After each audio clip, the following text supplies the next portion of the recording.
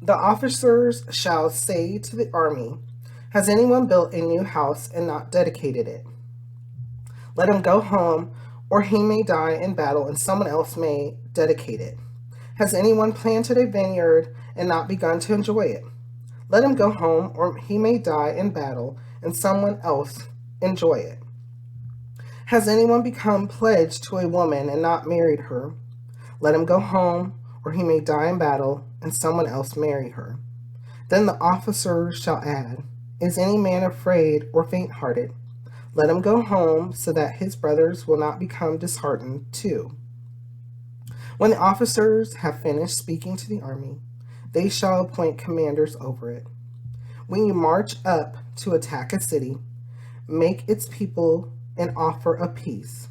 If they accept and open their gates, all the people in it shall be subject to forced labor and shall work for you. If they refuse to make peace and they engage you in battle, lay siege to that city.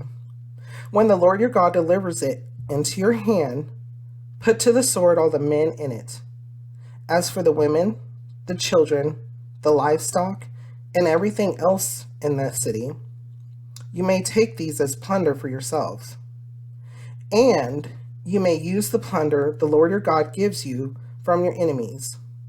This is how you are to treat all the cities that are at a distance from you and do not belong to the nations nearby. However, in the cities of the nations the Lord your God is giving you as an inheritance, do not leave alive anything that breathes.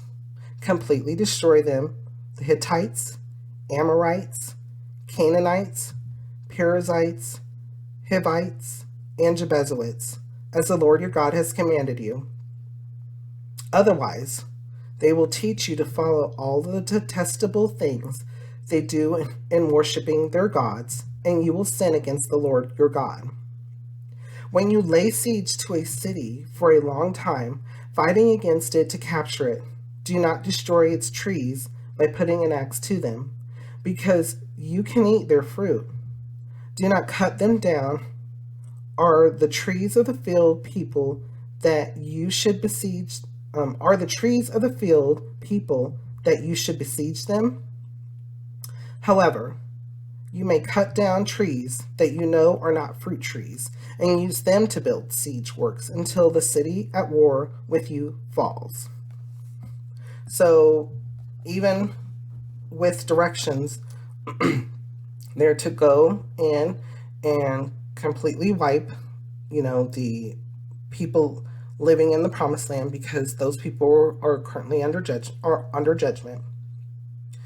And when they do so, and they, including if they lay siege to a city, they are not to destroy the trees that are fruit bearing, because those can feed them too. It's just things that make sense. Things that we may not think about at the time, but then you're providing instruction, and then when it gets down to that time, it completely makes sense. And I think that's how the Bible is too. We read it one day, we just read the words. We read it another time when we understand the words. We go through life, and then the words have meaning. And then you go through some more life, and the words have more meaning or different meaning. And so, think about that. How does it make you feel? And what does it make you think?